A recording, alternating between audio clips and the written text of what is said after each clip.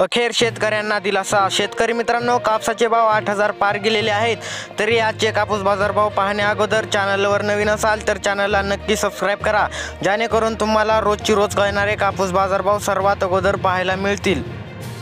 शेतकरी मित्रांनो, खरोखरच आनंदाची बातमी आहे। तर कृषी उत्पन्न बाजार समिती अकोट जिल्हा अकोला येथे कापसाचे दर 8,000 पार गेलेले आहेत। म्हणजेच कापसाला दर 8,200 रुपये मिळत आहेत।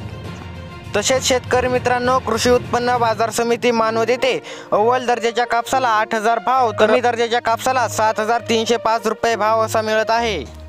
शेतकरी मित्रांनो, कृषी उत्पन्न बाजार समिती अकोट जिल्हा अकोला येथे कापसाला दर 8,080 रुपये एवढा मिळत आहे।